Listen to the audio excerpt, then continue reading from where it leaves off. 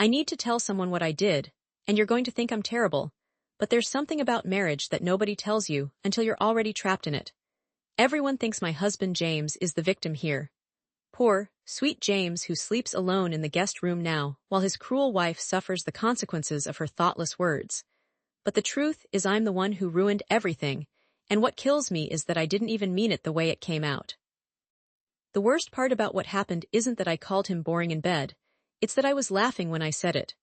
I was laughing with my friends over wine, and it felt so casual, so harmless in the moment. And now I can't take it back, and he won't even look at me, and I'm sleeping in our bedroom alone for the first time in 8 years of marriage. If I don't tell this story, you'll never understand why I'm seriously considering whether my marriage can survive a joke. But once you know what I know, you'll see why this isn't really about the joke at all. This is about something I've been hiding from everyone, including myself, about what happens when you build a life with someone, and then realize you might have settled for safety instead of passion. I'm going to tell you everything, including the part where I tried to fix things in the worst possible way. And the part that makes me look worst. I'm saving that for the end because you need to understand how we got here first. James and I met when we were 23. I know everyone says this, but he really was different from the guys I dated before. He was stable, reliable. He had a 5-year plan and a retirement account, and he never once forgot my birthday.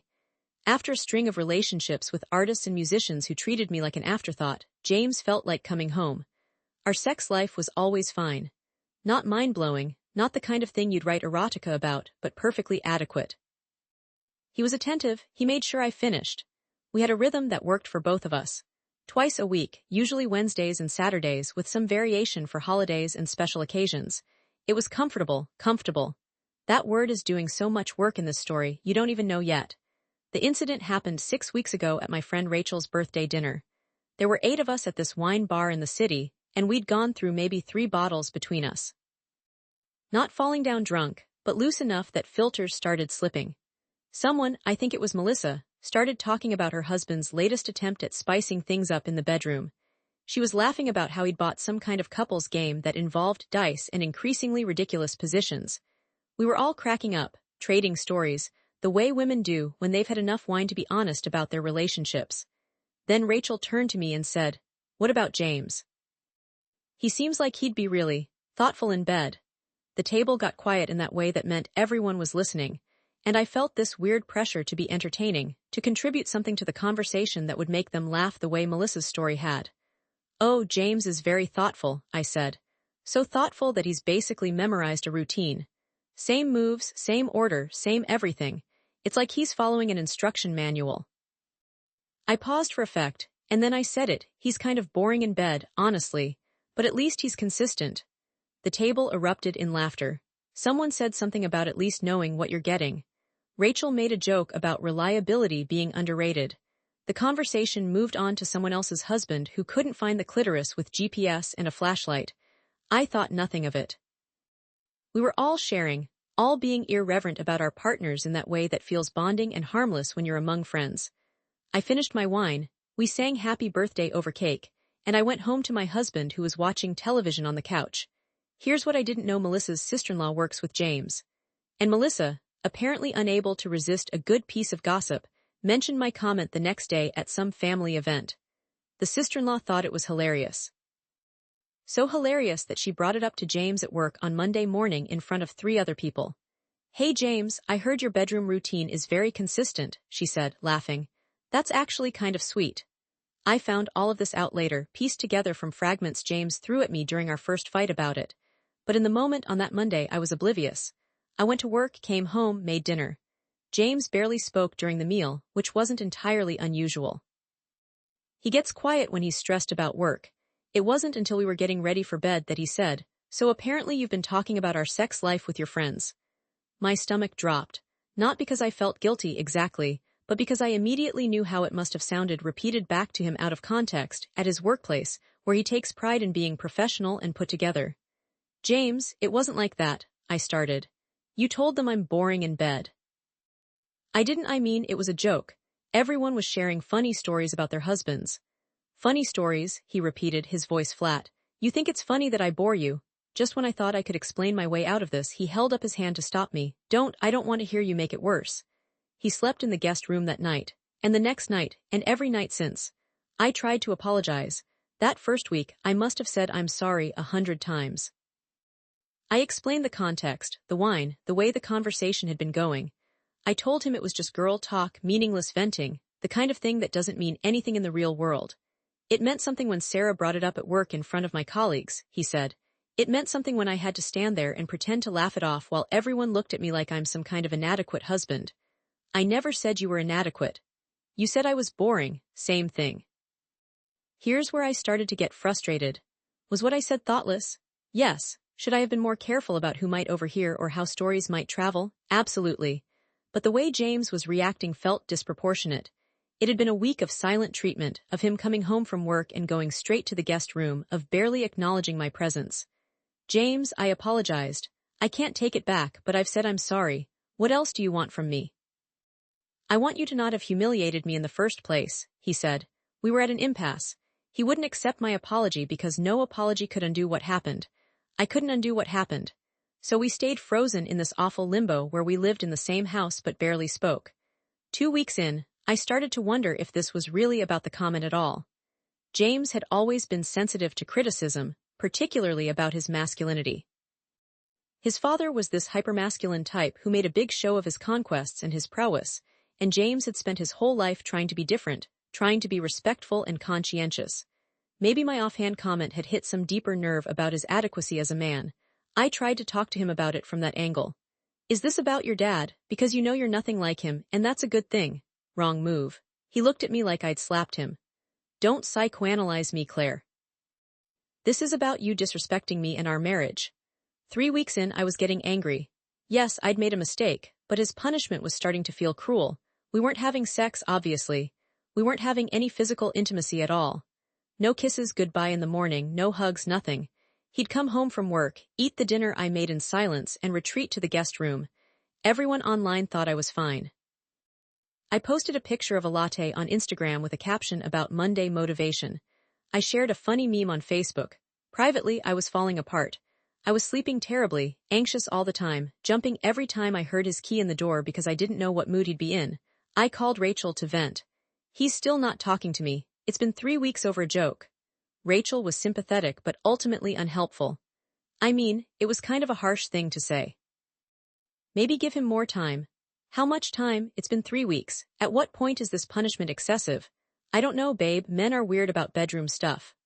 I thought I was being reasonable in my frustration, but really I was avoiding the deeper question: was there truth in what I'd said? Had I actually been dissatisfied with our sex life and never addressed it directly with James? Was this blowing up not because of the public humiliation, but because I'd revealed a genuine complaint? 4 weeks in, James started coming home later.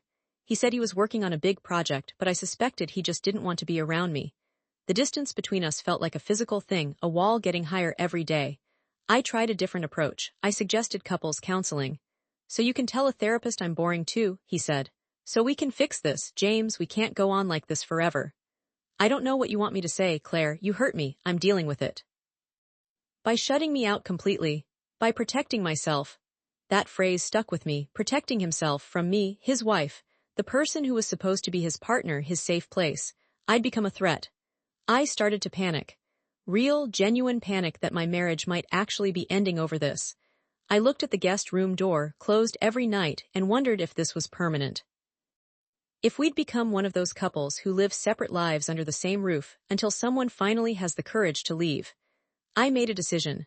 Looking back, it was the wrong decision, but at the time it felt like the only option I had left. If James thought I found him boring in bed, I'd prove to him that I didn't. I'd initiate something that would show him I was attracted to him, that I wanted him, that I'd been joking and nothing more. 5 weeks after the incident, on a Saturday night when he came home from wherever he'd been all day, I was waiting for him in lingerie I'd bought specifically for this purpose. Black lace, the kind of thing I never wore because our sex life had never really called for it. He stopped in the doorway when he saw me. What are you doing? I miss you, I said. I miss us. Let me show you how sorry I am. I tried to kiss him. He pulled away. Claire, don't. Why not? I'm your wife. Because I don't want to. His voice was hard. I don't want you to touch me. Something broke in me at that moment. Not just sadness, but anger, real anger. So what, you're never going to touch me again? We're just done with that part of our marriage. I don't know, maybe. I can't think about it right now without hearing you laughing with your friends about how boring I am. I wasn't laughing at you, I was laughing with them about stupid couple stuff that everyone does. We're laughing at our intimate life. Do you understand how that makes me feel? How violated that makes me feel? Violated. That word stopped me cold. I'd thought about his hurt feelings, his wounded pride.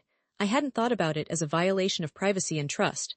I sat down on the bed, still in the ridiculous lingerie that now felt like a costume. I really didn't mean it that way. But that's how it was.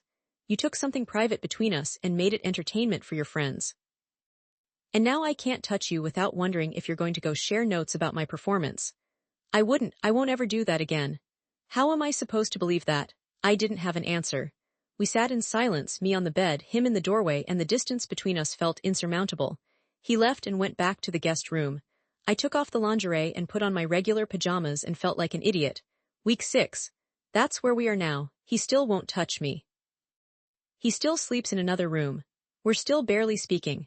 And I'm starting to realize that this might not be fixable. But here's the thing I haven't told anyone. The thing that makes me look terrible, part of me is relieved.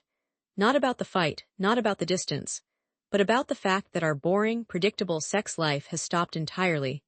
Because if I'm really honest with myself, if I strip away all the defensiveness and excuses, what I said to my friends wasn't just a thoughtless joke.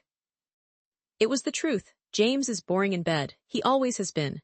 And I settled for boring because everything else about him was safe and stable, and exactly what I thought I wanted after years of chaos and uncertainty with other men. I chose boring. I chose predictable. I chose the man who would never surprise me or challenge me or push me out of my comfort zone, and now I'm lying in that bed, literally and figuratively. The sex was always just okay. Sometimes I'd have to finish myself off after he fell asleep. Sometimes I'd fantasize about other people, other scenarios, anything to make it more interesting. I never told him any of this because it felt cruel, and what was the point? You don't marry someone for earth-shattering sex.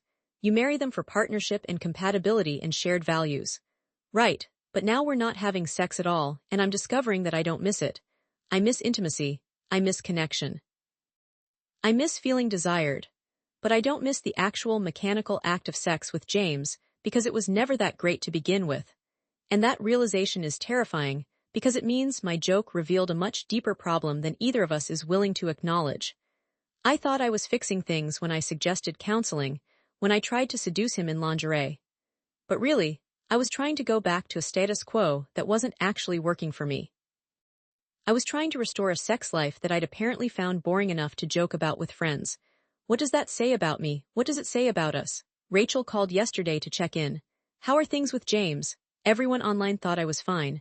I'd posted a picture of my morning coffee, a sunset, a book I was reading. Standard content that suggested a normal life. The same, he's still in the guest room. Claire, it's been over a month, this is ridiculous. I know. Have you tried really apologizing, like a grand gesture? I tried seduction, does that count as a grand gesture? What happened? He said he doesn't want me to touch him, that he feels violated that I talked about our sex life. There was a pause. Then Rachel said, okay, I'm going to be real with you. Yes, what you said was indiscreet, but his reaction is extreme, like concerningly extreme. It's been 6 weeks. He needs to either accept your apology or admit this is about something bigger. What if it is something bigger? Then you two need to actually talk about it instead of this silent treatment bullshit. She was right. I knew she was right, but I was afraid of what that conversation would reveal. That night I knocked on the guest room door. James was reading in bed. Can we talk? I asked. About what? About what's really happening here, because I don't think this is just about what I said anymore. He put down his book. What do you think it's about? I took a breath. I think maybe what I said hit a nerve because part of you worries it's true, and I think maybe I said it because part of me has been dissatisfied and never knew how to bring it up. And I think we've been coasting in our marriage for a while now, and this fight is just the thing that's making us look at it. I thought I was being brave, opening up an honest conversation, but I saw his face close off. So this is my fault now. I'm not satisfying you, so you had the right to humiliate me. That's not what I'm saying. I'm saying maybe we both have things we haven't been honest about. I've been perfectly honest. I married you. I committed to you. I've been faithful and present, and I've tried to be a good husband. If that's not enough for you, if I'm not exciting enough for you, then maybe you married the wrong person. There it was, the thing neither of us had been willing to say out loud. Maybe I did, I said quietly, the look on his face. I'll never forget it. It was like I'd confirmed his worst fear. He didn't yell, he just nodded slowly. Okay, good to know. James, I didn't mean, get out. This is my house too. Then I'll get out. He grabbed his pillow and a blanket and walked past me out of the guest room down the stairs. I heard the front door open and close. I heard his car start in the driveway. He didn't come home that night. Or the next. He texted to say he was staying with his brother and needed space to think. I'd done it. I'd taken a bad situation and made it catastrophically worse. I'd gone from a joke that hurt his feelings to questioning our entire marriage in the span of 6 weeks. My friends don't know this part yet. My Instagram still shows the carefully curated version of my life. A photo of my garden, a recipe I made, a quote about resilience. Meanwhile, I'm sleeping in an empty house, wondering if my husband is ever coming back. Melissa texted to apologize for spreading the story to her sister-in-law. I feel terrible. I didn't know it would get back to James. Is everything okay? We're working through it, I lied. The truth is, I don't know if we are. I don't know if we can. James came back after 3 days to get some clothes. He looked exhausted. Are you moving out? I asked. I don't know what I'm doing. I'm trying to figure out if I want to stay in a marriage where my wife doesn't actually want me. I do want you. You said I was boring. You said maybe you married the wrong person. Those aren't things people say when they want someone, Claire. I was angry. You've been freezing me out for weeks. Because you hurt me, and instead of just accepting that and giving me time to process, you keep pushing and making it worse. And now you've basically admitted that our whole sex life, our whole marriage maybe, has been inadequate for you. What am I supposed to do with that? I don't know. I don't know what either of us is supposed to do with any of this. He grabbed his suitcase and left again. Here's what nobody tells you about marriage. Sometimes you can hurt each other so badly that the relationship becomes about the hurt instead of about love. We'd become a relationship about wounds and resentment and things we couldn't take back. I started to think seriously about divorce. Not because I wanted it, but because it felt inevitable. We'd crossed some line where forgiveness wasn't possible anymore. I made an appointment with a lawyer. Just a consultation, just to understand my options. I didn't tell anyone because admitting it out loud would make it real. The lawyer was a middle-aged woman named Patricia who'd probably seen 1,000 versions of my story. So he's been refusing intimacy for 6 weeks over a comment you made, she asked, taking notes. Well, it was a hurtful comment. I told my friends he was boring in bed and it got back to him. And you've apologized. Many times. Has he accepted the apology? No, he says he can't trust me anymore. Patricia looked up from her notes. I'm going to ask you something and I want you to be honest with me. Do you want to save this marriage? I opened my mouth to say yes automatically, then stopped. Did I want to go back to how things were before?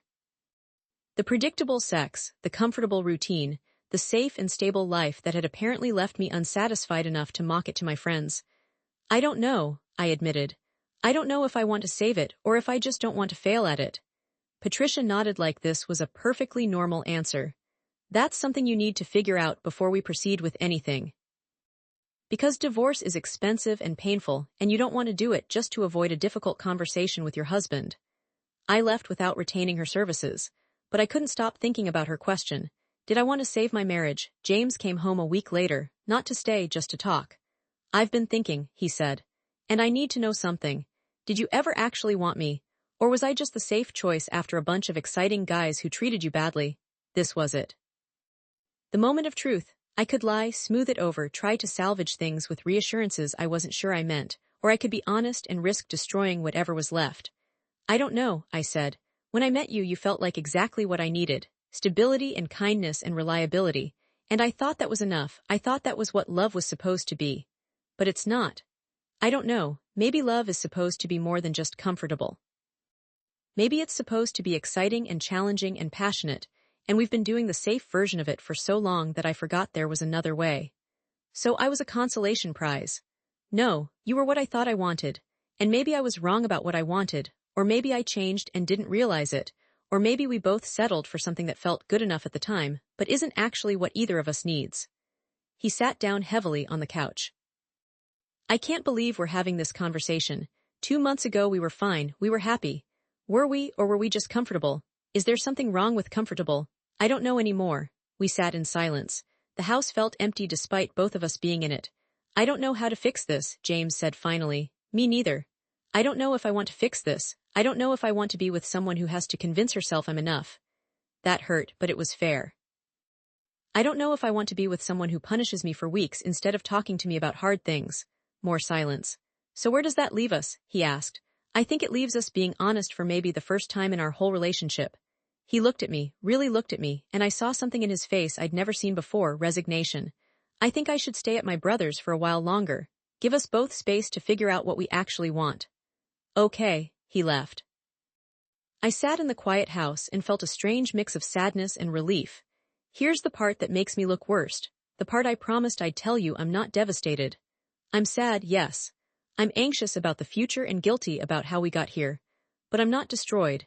And that tells me everything I need to know about whether this marriage was built on the right foundation.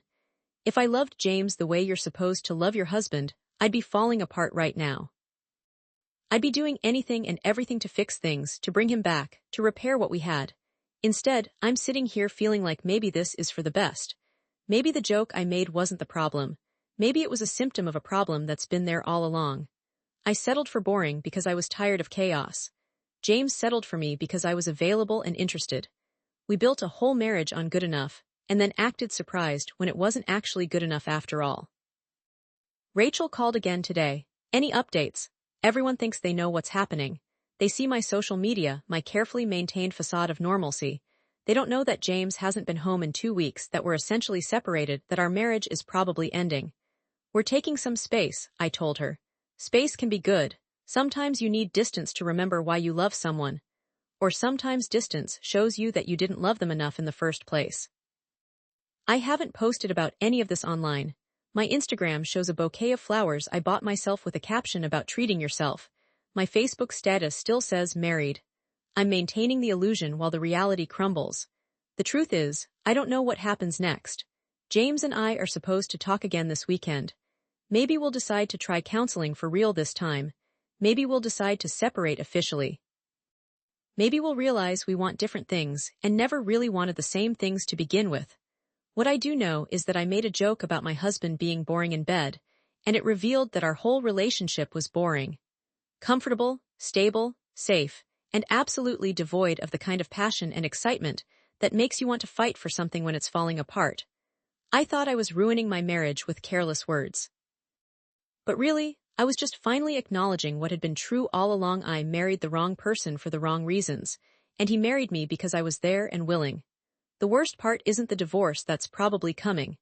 It's that I spent 8 years in a marriage that was fine, just fine, and I convinced myself that was enough. I chose boring in every aspect of our life together, and then I had the audacity to complain about it to my friends. James deserves someone who finds him exciting. Someone who craves him, who misses him when he's gone, who couldn't imagine being with anyone else. And I deserve to figure out what I actually want instead of just accepting what feels safe. So yes, I joked that he was boring in bed. And yes, now he won't touch me and sleeps in another room, well, another house entirely at this point. But the real confession isn't about the joke. It's that I meant it. Not just about the sex, but about everything. Our whole life together was boring, and I was complicit in making it that way. I don't know if that makes me the villain or just painfully human. I don't know if I should have tried harder to appreciate what we had, or if I'm right to want more. I don't know if this is me finally being honest or me being selfish and ungrateful. What I do know is that, in a few days, James and I are going to have a conversation that will probably end our marriage. And I'm going to let it end, because pretending to be content in a boring relationship is worse than being alone. Everyone will think I'm terrible when it all comes out. They'll say I destroyed a good marriage over nothing, that I threw away a perfectly good man because I was looking for some fantasy version of romance that doesn't exist. Maybe they're right. But I'd rather be alone than spend another 8 years in a marriage where the sex is boring, and the conversation is limited, and the whole thing feels like we're both just going through the motions of what we think a marriage is supposed to look like. I joked he was boring in bed. Now I'm accepting that maybe boring isn't what I want anymore, even if boring is safe and comfortable, and exactly what I thought I needed 8 years ago. And if that makes me the villain in this story, so be it. At least I'm finally being honest about it.